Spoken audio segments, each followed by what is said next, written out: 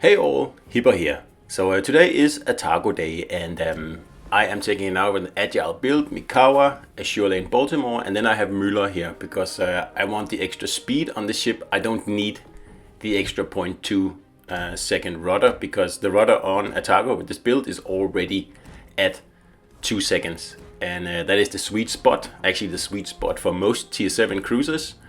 Anything below 2 seconds, yeah, it doesn't really matter that much. So I have 3 heals here. It's important because I have fully packed. And we'll just have a look here, like 15 range and 15 reload. So you see 2 seconds, and with Müller I get more than 42 knots, and that's more important than having 1.8 second rudder. So it's not all about rudder, unless after you get to 2 seconds, then there's really no point improving your rudder any more than that. But until you get to 2 seconds, I always improve my rudder until it hits 2 seconds. Because like the difference between 2.5 seconds and 2 seconds is huge, but the difference between 2 seconds and 1.5 seconds is almost non-existent.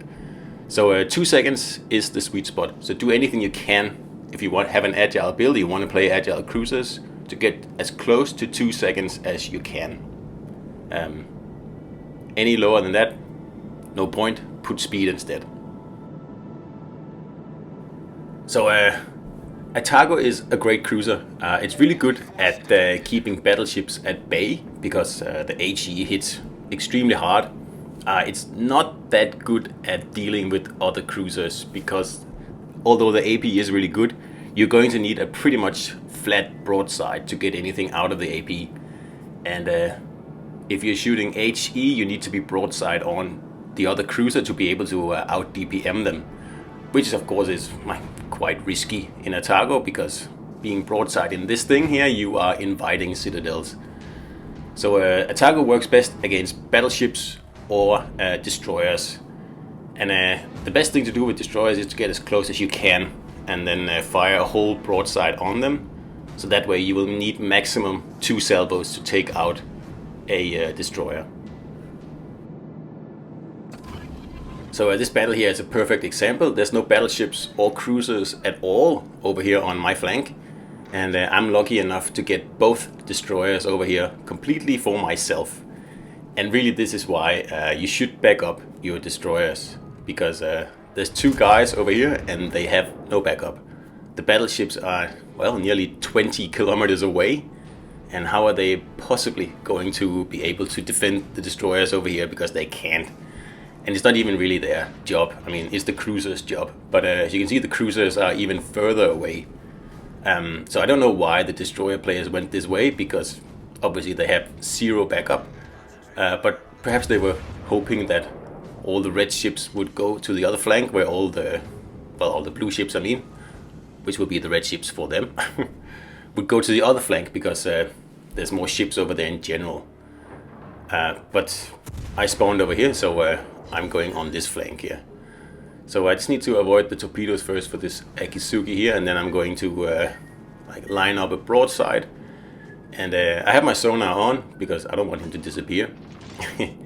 And I'm just waiting to deliver the, well, perhaps the killing blow. It should be a killing blow because this is all guns, but of course in true World of Warships style, only get 7 hits out of 10 guns, so that's okay. We'll give it another shot here.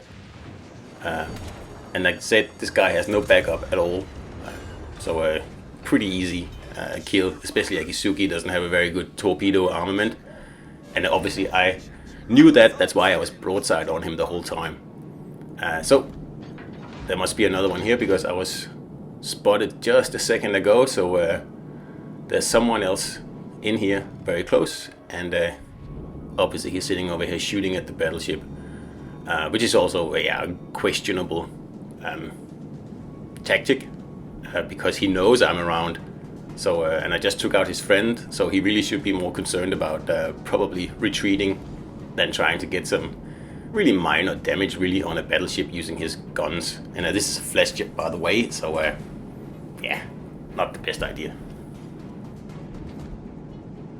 So the Fletcher here is succeeding in driving my battleship perhaps not away, but at least making him retreat a little bit here.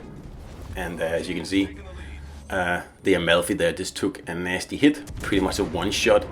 And that means that there's only one cruiser left, so I'd have very little to worry about, and it's all the way on the other side of the map. So this is also a good example of a red team sitting back, letting the destroyers get well, totally annihilated, because they have no backup at all over on this flank here. And it's also kind of the destroyer's own fault, because they really should retreat. So here we're in a torp duel, and I'm just expecting his torps, and then I'm going to slow down and turn as much as I possibly can. And of course I can still get off my guns, and they hurt compared to the Fletcher's P guns there. Unless you're broadside, then it's not really a problem at all. So I'm just waiting for my second reload here, and that's going to be the end of this guy here. So that's why I said, like, I always try to stay broadside on when I'm hunting destroyers in Atago, because staying bow on, you only have 4 barrels out of your 10 barrels. That's 40% actually working for you, and that's just not enough. The destroyers will get away then.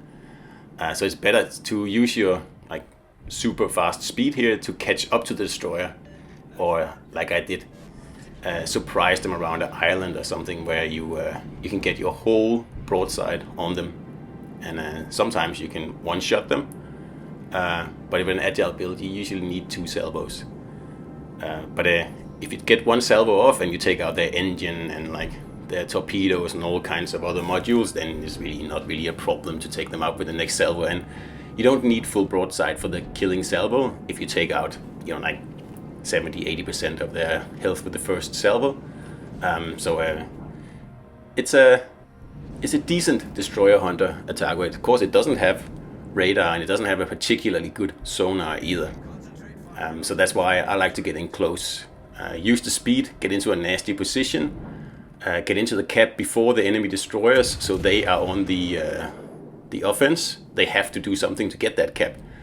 And of course, this is a capture the base battle, this one here, so there's no caps at all. And this here is also a very typical view of what happens in the game when the battleships sit back and think they're doing a really good job at sniping from like 20-25 kilometers away. Yeah, that usually doesn't work out too well, because like obviously their team needs support, and even the most accurate battleship is very limited in what support it can provide from 20 kilometers away, and it's not a lot. And especially if you have to deal with a cruiser like this guy here has to do. I'm 12 kilometers from him, and I can easily avoid his salvo still. I could be probably within 10 kilometers and still not really have a problem here. So I hit him every salvo, and I mean, he basically doesn't really hit me at all, except for that final salvo there. They always seem to hit with the last salvo just before they die. So that's pretty much the end of the battle here, and like you saw, the destroyers got completely annihilated because they had 0 backup. And yeah, it's just so important to head in there with your destroyers, because if you don't do that, all they can pretty much do is spot and try not to get spotted themselves, and that really limits their efficiency. So I hope you enjoyed this video here, guys, and I'll see you out there.